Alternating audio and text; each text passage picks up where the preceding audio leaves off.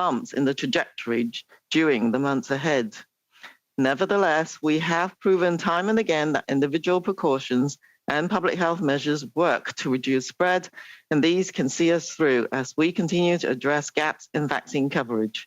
Heeding public health advice and keeping up with basic personal precautions like wearing a face mask, avoiding crowding, keeping indoor spaces well ventilated, and staying home if we develop symptoms can help keep these bumps in the trajectory to a lower, more manageable level. At the same time as gaps in vaccine coverage are reduced, we could see less impact on healthcare, schools, and the economic and social spaces that we've been striving to protect. Bonjour à toutes et à tous. Good morning, everyone.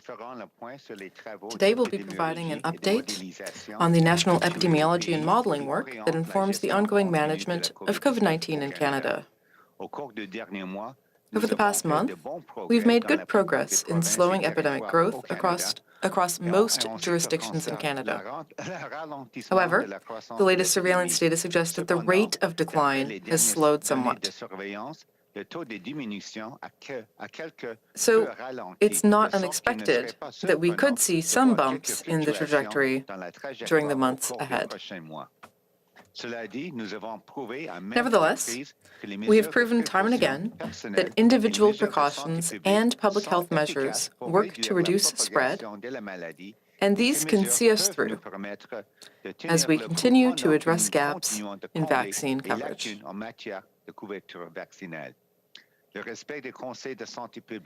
Heeding public health advice and keeping up with basic personal precautions, like wearing a face mask, avoiding crowding, keeping indoor spaces well ventilated, and staying home if we develop symptoms, can keep these bumps in the trajectory to a lower, more manageable level. At the same time, as gaps in vaccination coverage are reduced, we could see less impact on healthcare, schools, and the economic and social spaces that we have been striving to protect.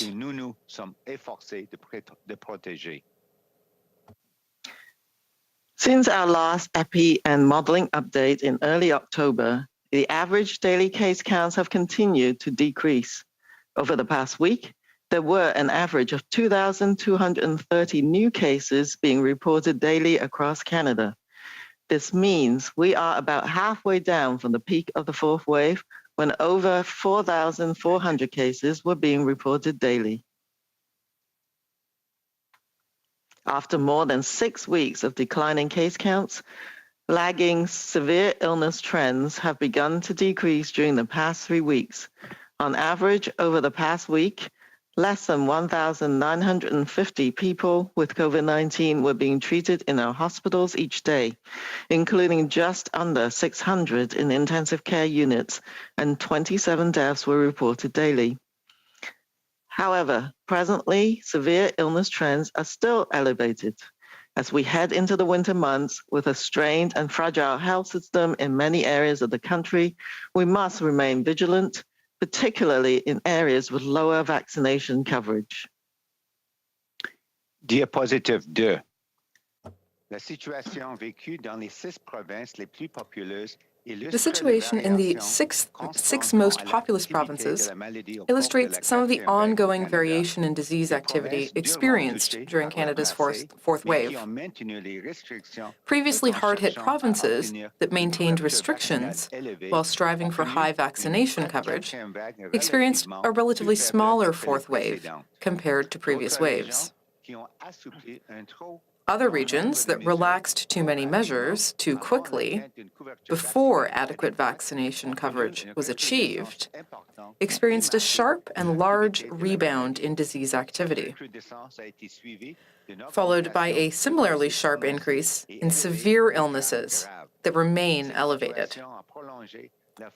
This has prolonged the heavy strain on the health system and on critical care capacity in particular.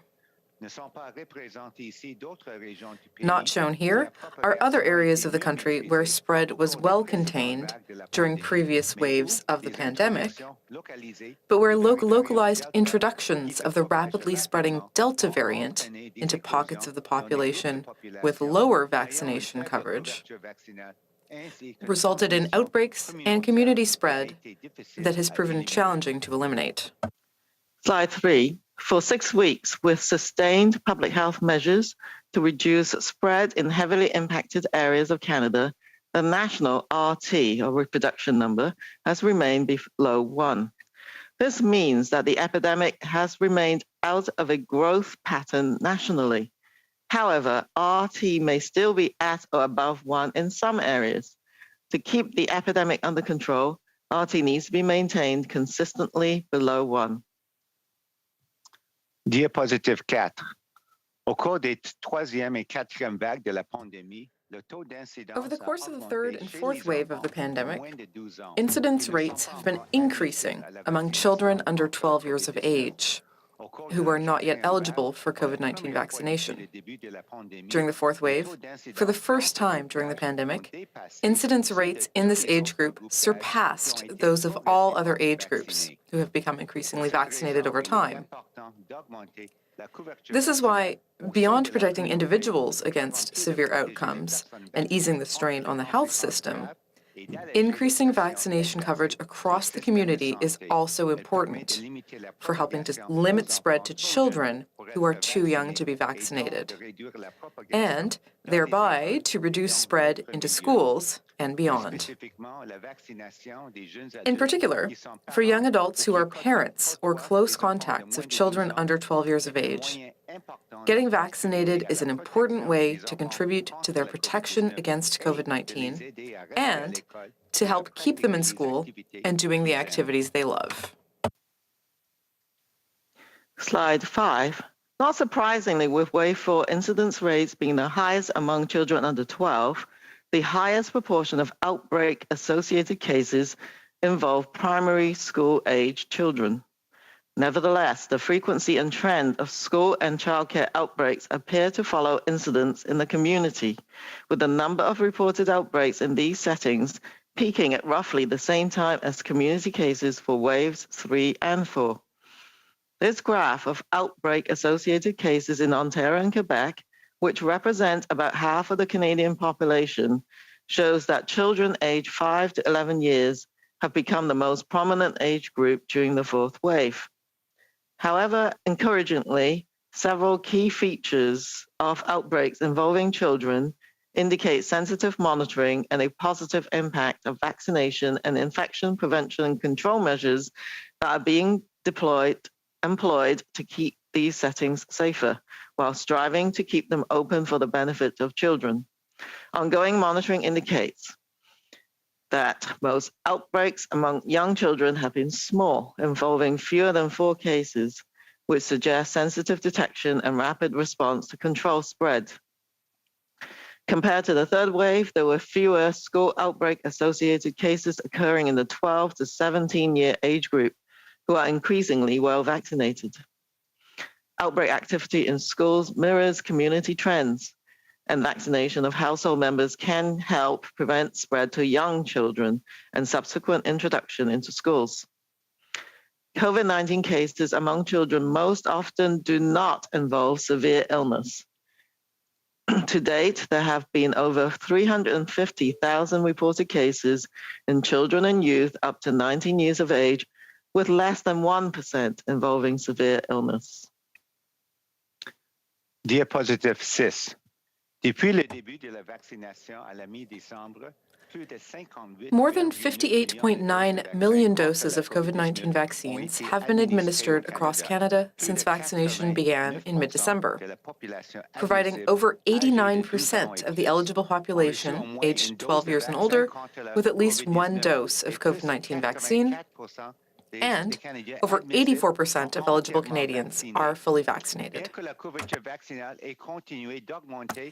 Although vaccine coverage has continued to increase across the age groups, with over 87 to 92% fully vaccinated coverage in adults 50 and over, coverage remains lowest among the younger eligible age groups, leaving a still sizable protection gap.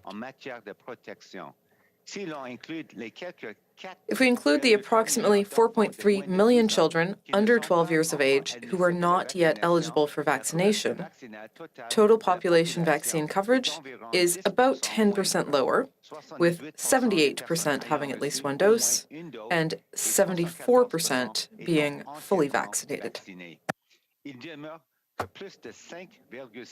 Still, there are currently over 5.5 million Canadians who are eligible but not yet fully vaccinated. And this is why we must continue to increase vaccine coverage to protect everyone we can. Slide 7. Health regions that have achieved high vaccination rates, most of which maintained a range of measures to slow transmission rates while vaccine coverage was building, have been able to keep infection rates lower. These regions are now in the stronger position of having high vaccine coverage and low disease incidence, seen as light green and blue areas on the map, heading into the winter respiratory season.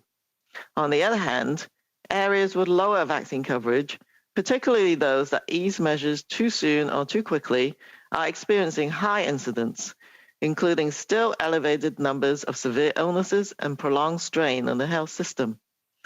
These regions are in a challenging position of having still too low vaccination coverage with ongoing high incidence. This includes red-colored hotspots on this map, where there is high incidence of cases in areas of low vaccine coverage, with under 60% of the eligible population fully vaccinated. The burgundy-colored high incidence areas that have vaccine coverage between 60 and 79%, including areas where public health measures were too soon or too quickly.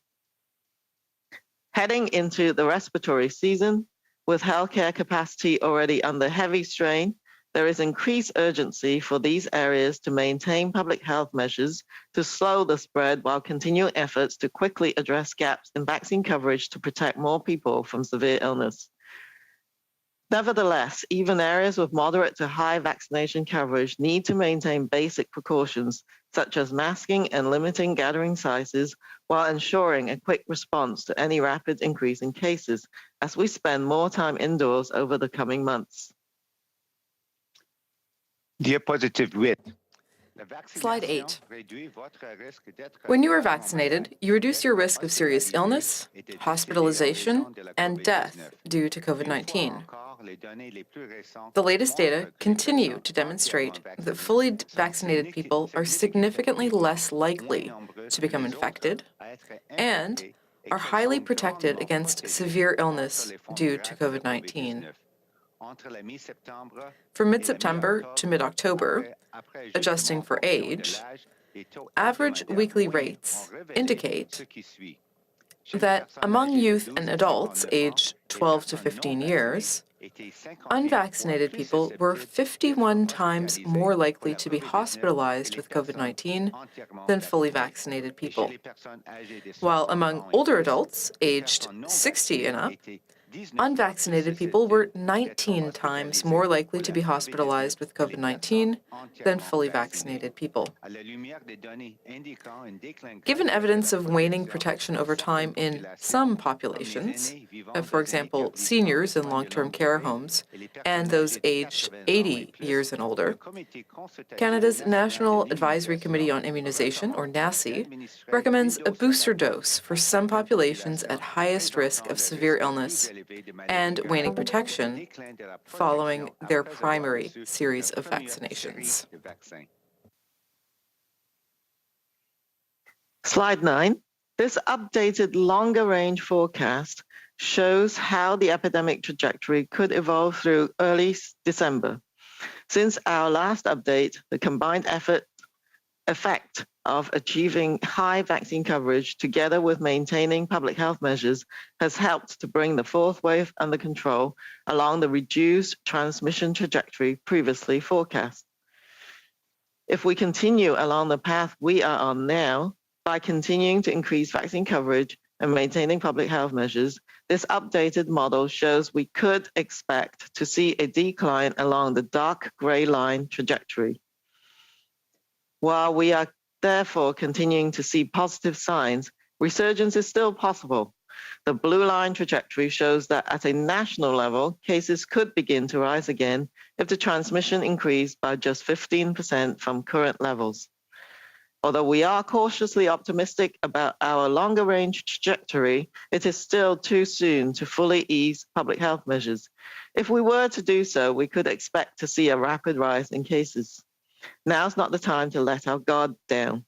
We may still be in for a challenging winter, and maintaining a cautious approach can help keep us safer as we move indoors with the arrival of colder weather. Finally, slide 10. Once again, the longer-range forecast reaffirms the importance and beneficial impact of public health and personal protective measures, even at current levels of vaccination coverage. In addition to expected bumps along our COVID-19 trajectory, the winter months may bring some additional challenges as other respiratory infections make a comeback. But we know that public health measures work to reduce infection and protect against severe outcomes from COVID-19, as well as other respiratory pathogens like influenza. COVID-19 vaccines continue to provide excellent protection against severe illness. But with less protection against infection and predominance of the highly contagious Delta variant, we need very high vaccination coverage combined with other protections. As well, with evidence that COVID-19 vaccine protection may decrease over time in some situations, Canada's National Advisory Committee on Immunization, NACI, has recommended booster doses for some populations at higher risk of severe illness and waning protection. NACI continues to closely monitor vaccine effectiveness across the population and will update their advice as needed to ensure the best protection possible for all Canadians. This fall and winter, the same way that we layer up for warmth, Canadians are urged to layer protections against respiratory infections. Get your COVID-19 vaccines, your annual flu shot, and other routine vaccines as an essential base layer of protection. Wear face masks, improve indoor ventilation, and avoid crowding for added protection. And keep following local public health advice, as COVID activity is not the same everywhere. Thank you. Miigwech. So once again, the longer-range forecast reaffirms the importance and beneficial impact of public health and personal protective measures, even at current levels of vaccination coverage. In addition to expected bumps along our COVID-19 trajectory, the winter months may bring some additional challenges as other respiratory infections make a comeback. But we know that public health measures work to reduce infection and protect against severe outcomes from COVID-19, as well as other respiratory pathogens like influenza.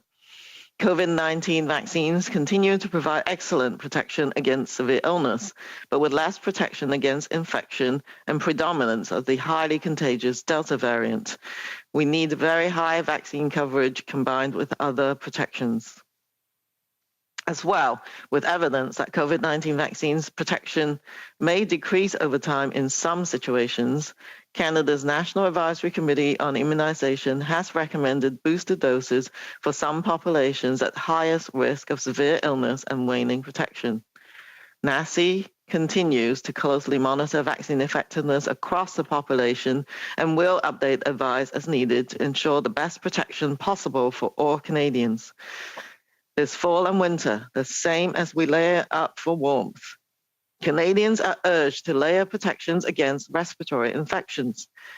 Get your COVID-19 vaccines, annual flu shots, and other routine vaccines as an essential base layer of protection.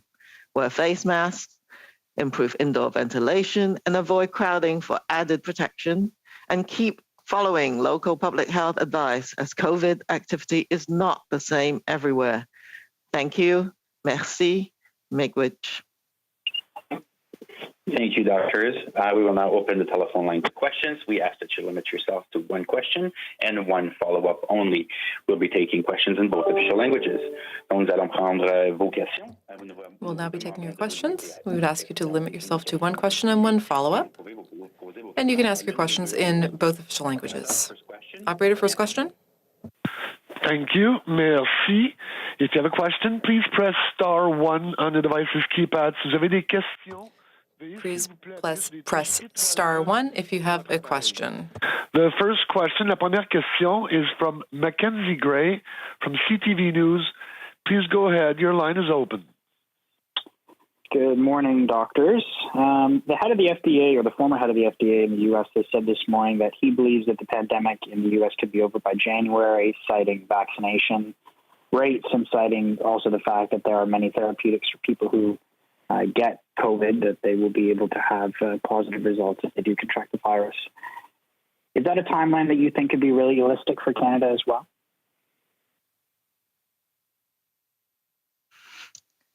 Good morning. I'll start on that question. I think, as we've said in our presentation, we may be in still for a bit of a bumpy ride all the way through the winter season in Canada. I think it is really encouraging and absolutely amazing. Kudos to Canadians for rolling up their sleeves that we got such a high vaccine coverage, and in fact higher than that of the United States.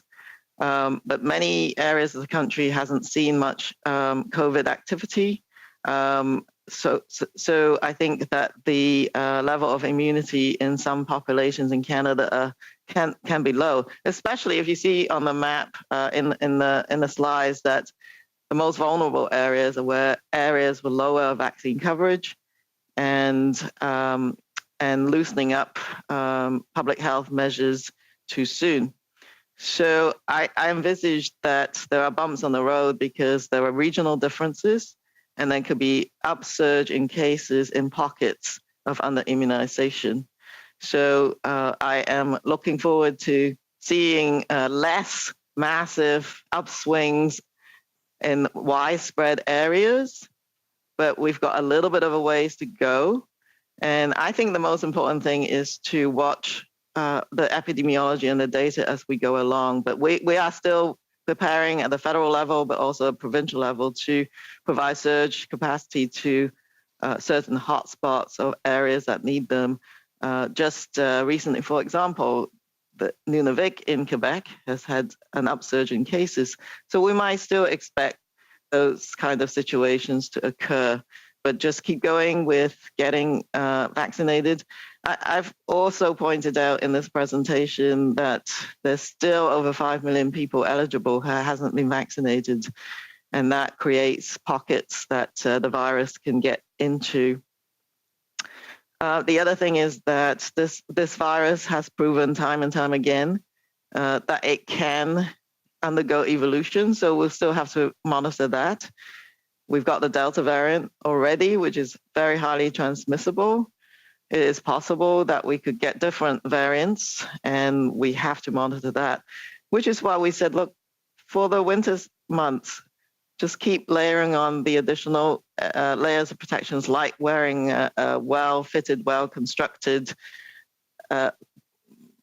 masks in settings where you're with not with your household members. So with that, we might actually be able to keep the epidemic under control.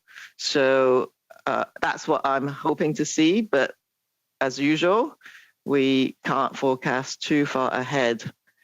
I think as the winter comes up, we have more conditions for the virus to spread as well.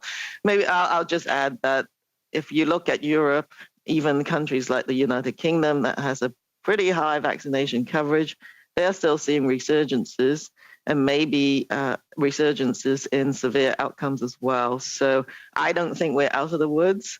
I think we should look probably towards the spring when we will be in a better position. Thank you. Follow up, Mac?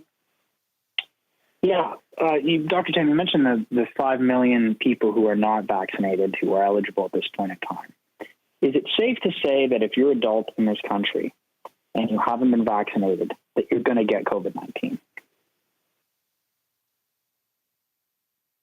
Well, the Delta variant is very transmissible, but it does depend on where you are. Obviously, in areas where there's high activity, you're much more likely to get COVID-19. And so it depends. I think it depends. So if you're an adult, unvaccinated, in an area where transmission is occurring, then there is a very good likelihood that you're going to get infected. And also, it's so prevalent in different areas of the world. So if you were to travel, that is also going to be a risk for those who are unvaccinated.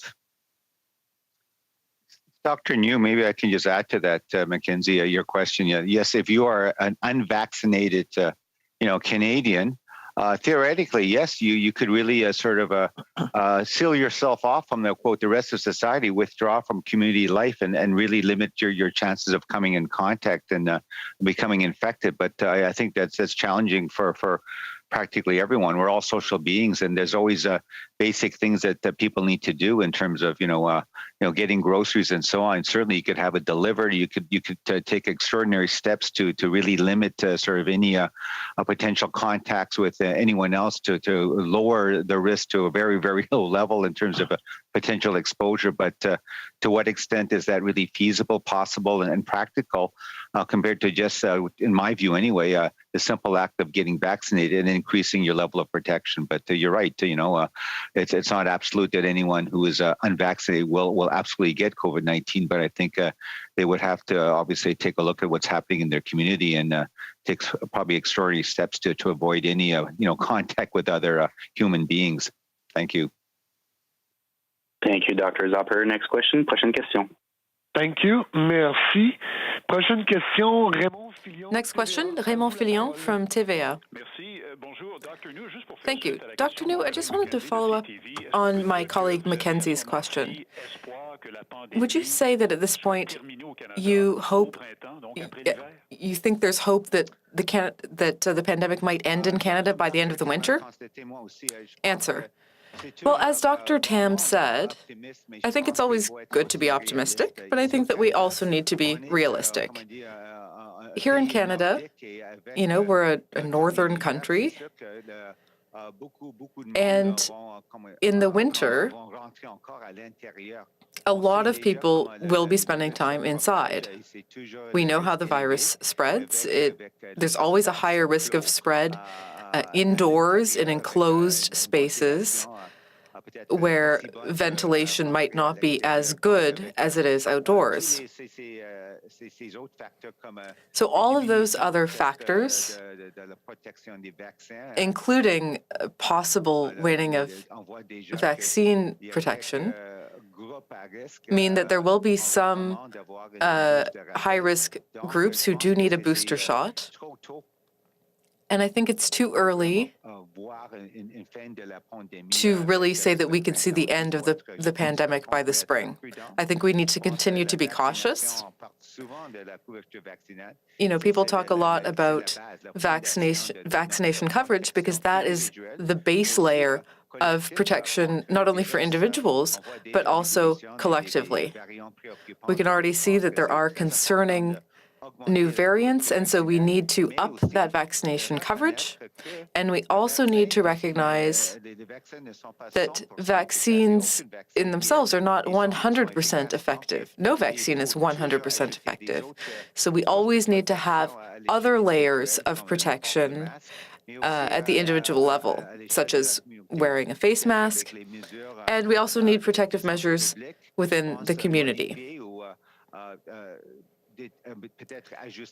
I think that public health measures might need to be adjusted depending on the epidemiological situation locally. Question. Thank you. Now, the American land border has reopened. Is it still out of the question that Canada would require a vaccination proof for returning to the country? And if so, why? Answer. For us, protecting the health and safety of Canadians is the priority. We know that the Canada-US border will be opened soon,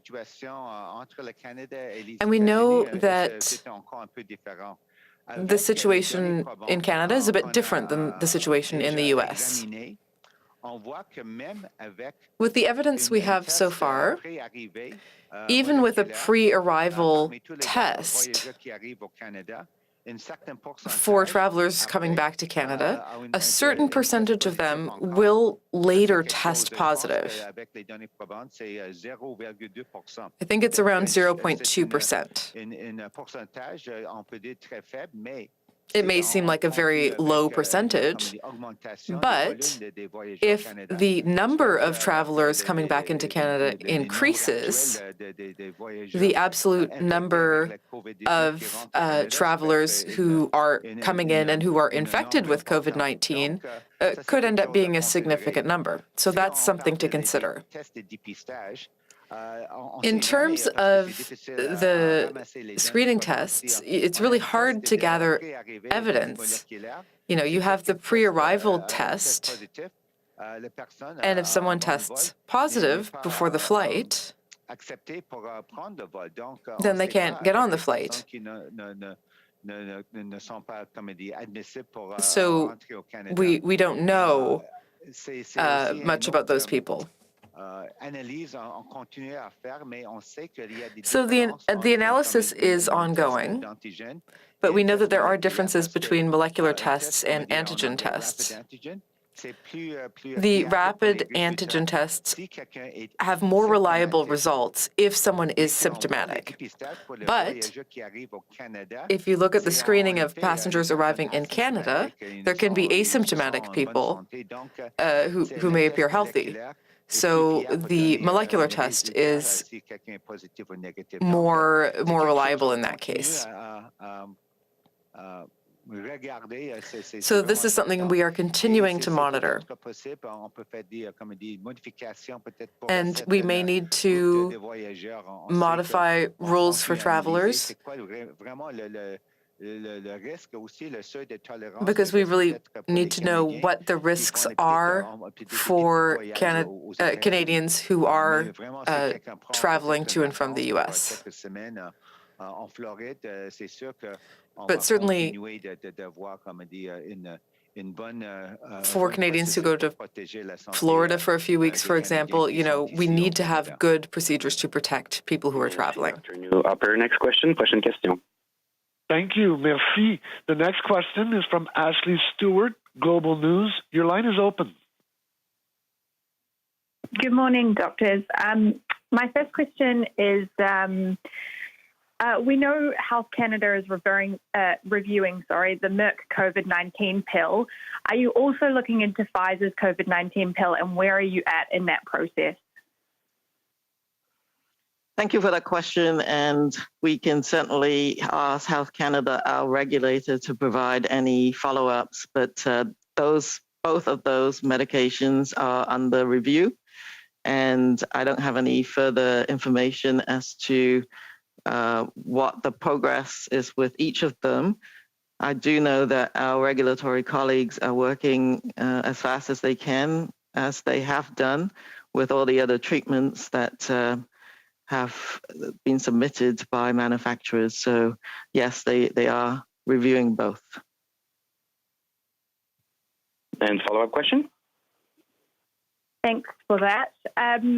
So a few days ago, Health Canada tweeted that the review of the children's vaccine would take months, then deleted that tweet and then waited until noon the next day to correct it. So that seemed a bit like the latest example of poor communication and a lack of transparency that parents say is making them desperate for clearer information and anxious. What do you say to those to those parents, and to people who say that the US is far more transparent about the regulatory process than Canada is? Well, I think Dr. Sharma, who was here last week, was pretty clear that it's weeks, in the next weeks, and not months. So I think there was some error in that tweet, perhaps. I wasn't personally involved in that. And so that has been corrected, but definitely follow the message that's provided by Dr. Sharma, who is in the regulatory department. And I think Health Canada has been providing updates as they're going along, and the regulatory process should be respected. And I think, as I've said, in the pandemic, there are bumps along the way, and bumps along the way of some of these communication messages do occur. And I think we can take responsibility for that type of adjustment that's required. But I would say to all parents that Health Canada regulators are working extremely hard, prioritize the review for this vaccine, but they need to do due diligence, and it will be in weeks and not months. Thank you, Dr. Tam. Operator, next question. Question. Thank you. Merci. La prochaine question est de Mylène Crête, La Presse. The next question is from La Presse. Go ahead. Oui, bonjour. Ma question serait pour le docteur. Yes, my question is for Dr. New. Bon, vous parlez que même si les gens sont vaccinés, You said that even if people are vaccinated, they need to maintain other measures like wearing a face mask.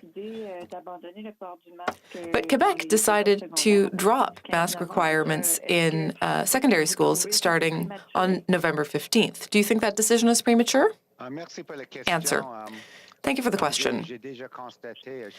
As I already said, I think that everyone agrees that the first and probably the most important layer of protection right now is vaccination.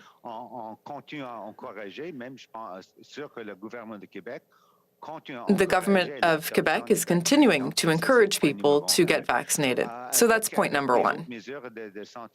In terms of the other public health measures, we're continuing to monitor the science on this, but I think everyone knows that there are a number of factors that can reduce the risk. So staying inside is higher risk, for example. And so it is important to have additional layers of protection.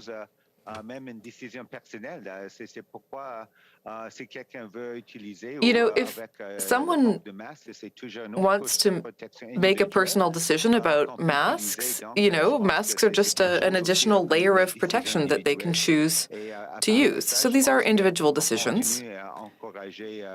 And we continue to encourage people to get vaccinated. Follow-up question?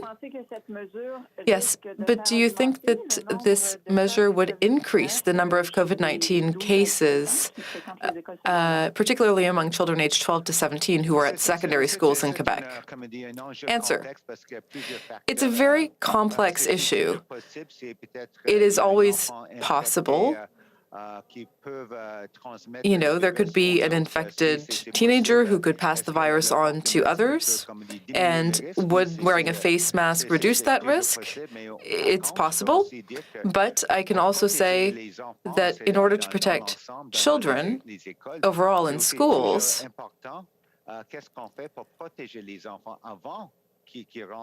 we need to think about what we're doing to protect children before they even enter the school.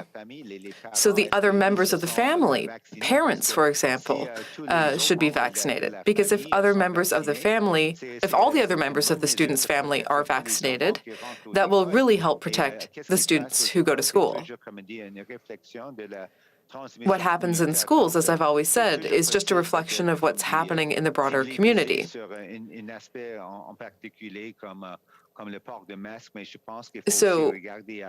yes, face masks help, but I think we also need to look at what's happening in the broader community, what the vaccination coverage level is, and what else is happening. We can't only talk about face masks in schools. Thank you. Next question. Thank you. Merci. Prochaine question. Next question. David Thurton, CBC News. Your line is open. Hello, bonjour. Dr. Tam, you said for the first time during the fourth wave, we've seen the most cases in those below the age of 12. I'm just wondering, as I look at slide 4, do you have an actual number of cases in this age group that we can cite in our reporting, or maybe a percentage of total cases during the fourth wave that we can cite? If not, I'm sure I could follow up with your staff behind the scenes. And just given that we've reached this milestone, that most of the cases are among this age group, how much of a wake-up call should this be for us? This is probably, one of our most vulnerable populations, right? So we can certainly follow up with exact numbers, but as the graph shows on, I think it's slide 4, this age group, the 0 to 11-year age group, is now the age group with the highest incidence, not surprisingly, because, of course, schools have reopened, and this is the group that has not received any vaccines. But there are ways to protect this group, as Dr. New had just said. I think, based on my recollection, right now, this age group represent over 20% of cases daily, and yet they are only represent about 12% of the Canadian population. So they are overrepresented at this time. So, but the outbreaks, as we said in one of our other slides, at schools have generally been quite small. They do vary in size, but they've generally been relatively small. So people are trying to keep these spaces safe. So I think it's not an unexpected pattern given the high level of vaccination in the other age groups. I think it's still a number of weeks, as we just said, for the pediatric vaccine for the 5 to 11 age groups to be reviewed. So that could present another opportunity for protection of that age group. So that's just something in the near future that we will see some recommendations on.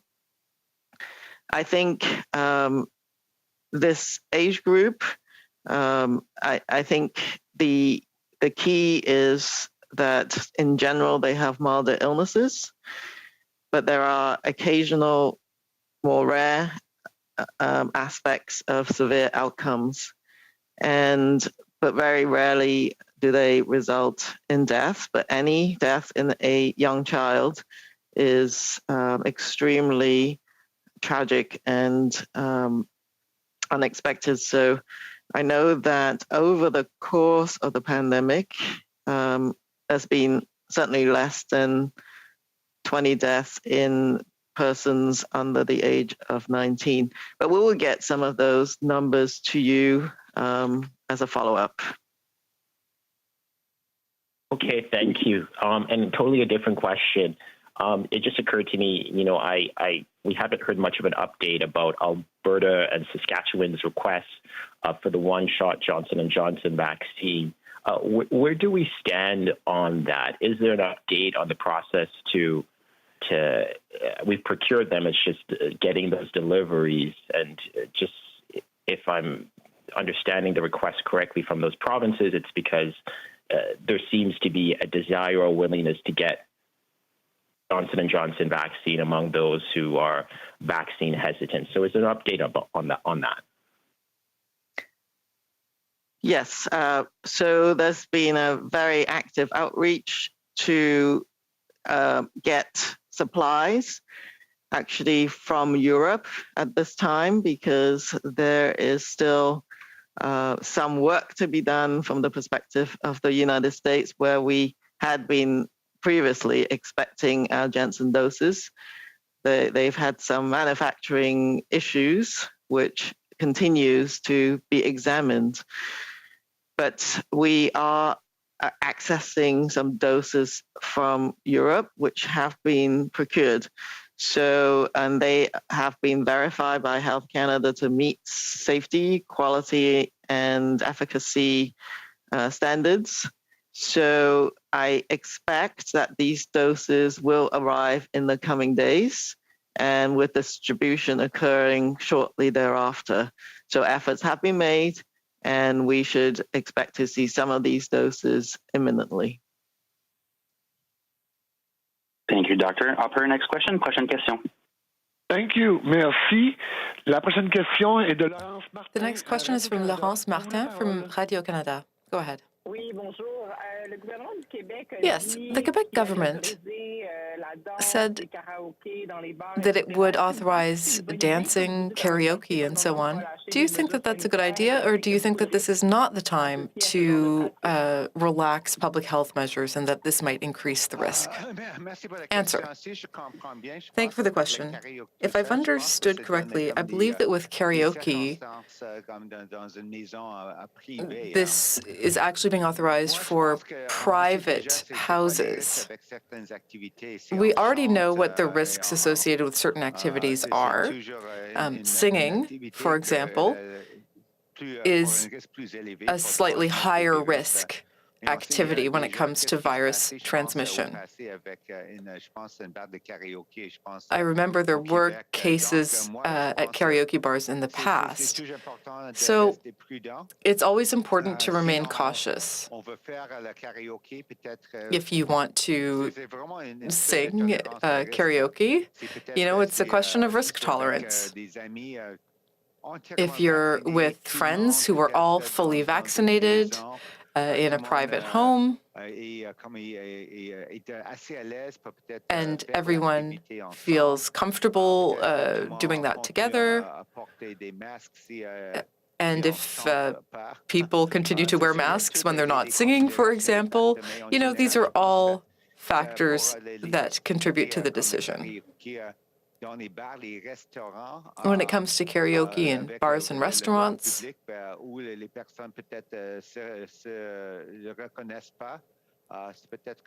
where you're with a lot of strangers, that might not be as good of an idea. So those are things to consider.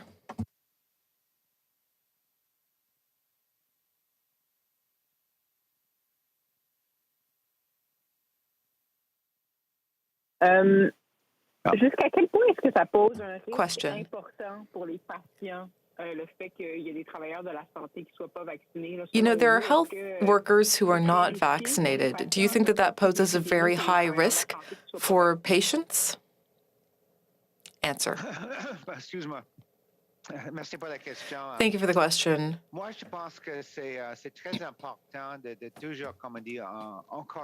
I think it's very important to continue to encourage people to get vaccinated and to increase vaccination coverage. I think it's very important to encourage health workers in particular because it provides protection for themselves, but also it's very important to protect patients. And sometimes patients can be part of very vulnerable populations. So, yes, I think we need to remember that the vast majority of healthcare workers are vaccinated. I think it's well over 90%. So we're really talking about a minority.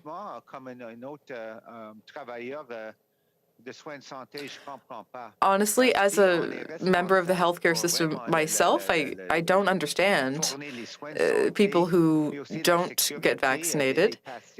It's really important for one's personal health and for the safety of patients.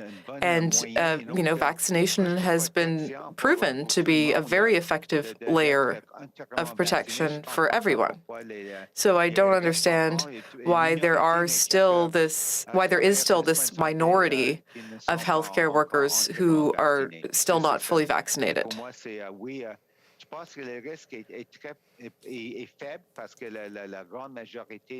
I think overall the risk is low because the vast majority of healthcare workers are vaccinated, but it is an important issue. Thank you. Merci, Dr. Arnoux. Operator, next question. Prochaine question. Thank you. Merci. The next question from Laura Osman, The Canadian Press. Your line is open. Good morning. Thanks for this optimistic modeling this morning. I wanted to ask you about slide 7 in particular. I was hoping that you could elaborate a little bit on those areas that are in dark blue where they have high incidence but also high coverage of vaccine. What do you suspect is happening there? Yes, this is Teresa Tam. I'll take that question. So some of these areas are in some quite small populations. So you've seen them in the territories and some northern areas in the provinces. And of course, any increase in numbers can increase the rates quite a bit. But they also have different contexts in terms of living conditions, sometimes more crowded, where you actually have even higher coverage is required to reduce transmission. So some of those social economic environments and health inequities can put people at a higher risk of getting exposed to the virus as well. So even a high vaccine coverage may not be quite enough. The other aspects of potential, I would say, factors that may be going into the epidemiology there is that they were some of the first places to get the vaccine and be prioritized. So some of these populations have had the vaccine the earliest and therefore the longest time since vaccination. And there's been reports of some observations of waning immunity against infection.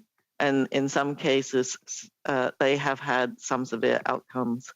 So some of that might be going on as the Delta variant, the highly transmissible variant, has been introduced. So I think is a mixed number of factors. Yes, and as Dr. New, I just would add an additional point to what Dr. Tam has said. I certainly agree with everything she said. And the other point also is that as these programs were rolled out probably earlier in the territories compared to the rest of Canada, at the beginning, they were also, I think, more likely to have used sort of the a shorter dose interval, probably closer to what the manufacturer had sort of indicated should be done. But as we've now learned, as other provinces went with a longer dose interval, and we're now seeing real world evidence that the longer dose interval actually provides a longer lasting protection. I think that might also be a factor in play. But those are the types of data that we continue to analyze both at the national level and also within the individual jurisdictions so that we can all learn from each other and then adapt as we go along in terms of our vaccine programs. Thanks. Thank you. Follow-up question? Thank you for that. That's really interesting. And I'm sorry to have to ask you about PCR tests at the border again. I'm specifically interested in the policy about short trips across the border where people can get tested in Canada, go across the border for 72 hours, and then show the border guard their Canadian COVID-19 test in order to return to the country. Some experts I've spoken to said this just simply is not going to prevent any cases from coming into the country. And perhaps there's other reasons for the policy, but I'm wondering if this is a policy that public health has endorsed, and if so, what is sort of the scientific reason for it? Yeah, so all of these border policies are being actively looked at the moment. And one of the key ones is what testing measures should be in place for people taking shorter trips. So just to reassure everybody that we are looking at that quite carefully. And as Dr. New has said earlier, that we will be examining epidemiologic factors between Canada and the United States. At the moment, the US still has higher rates. And we're just coming down on a fourth wave, which is great. I think I'm really happy to provide those optimistic projections, but things could shift pretty quickly in the winter months. So we wanted to take a cautious, phased approach and has been doing so for our border measures. So we will be examining those policies.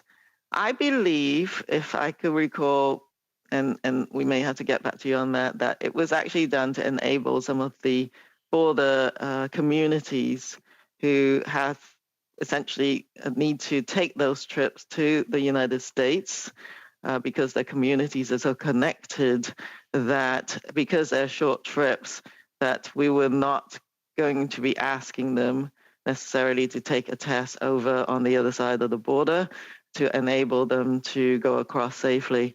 I think it's also a collective effort to just reduce transmission across the US-Canada border.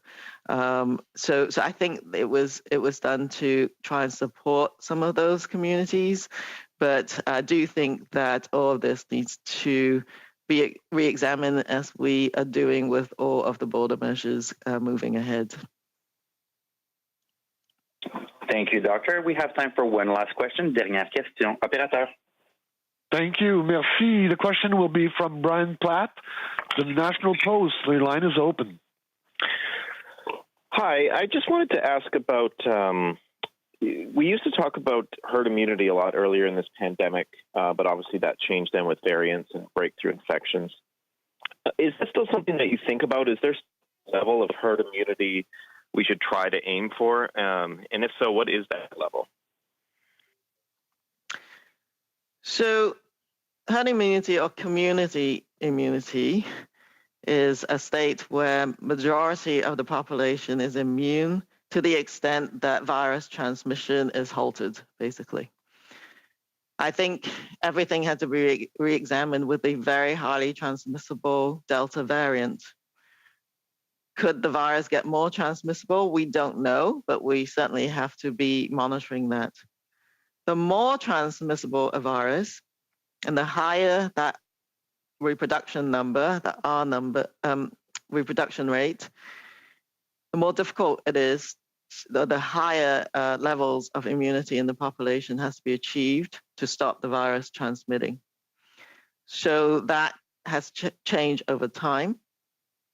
And it can change with the population as well and your context. So the level of vaccination coverage, for example, that needs to be in place will be higher for immunity for communities that have had very little exposure to the virus.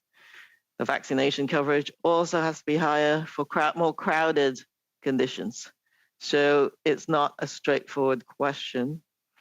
But I think our modelers, looking at this from a mathematical and statistical perspective only, this is just as a ballpark, thinks that a virus that has a reproduction number of somewhere between 5 and 6, which is what the Delta variant might be in certain contexts, then you need to achieve at least 80% of total population immunity.